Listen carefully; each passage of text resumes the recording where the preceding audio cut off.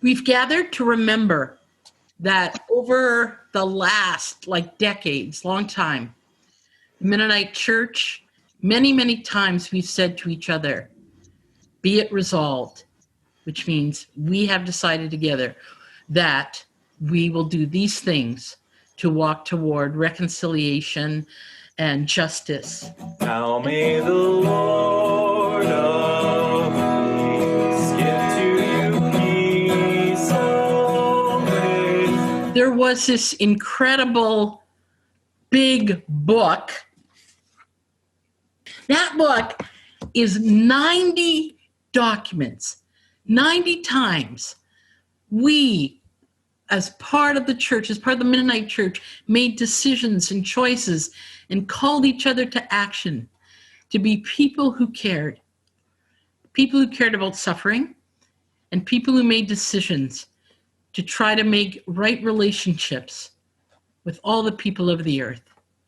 I picked one from 2005, and as you can see, the book moves through these years. So we begin 2005 with a quote by an Indigenous voice. That's how every part of this book works. The year opens up with something that was said by a person in the Indigenous community that is a significant a leader or voice that was important. So, what's my favorite resolution? Well, I have lots of them, but I chose this one from 2008.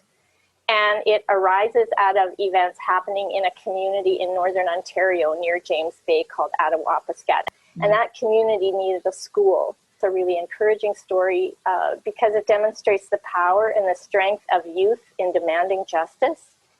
And it also demonstrates the importance of people like us and our institutions coming alongside to support such calls for justice and for action. 5 years ago, Indigenous Mennonites down in Panama cried out to their Mennonite sisters and brothers across the world. They said, "We are screaming. We are crushed by injustice."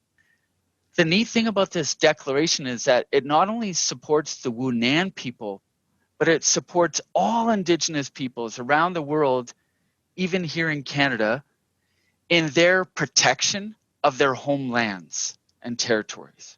These are signs of remembrance to each one of us gathered here in this room and that we will share with the church. We will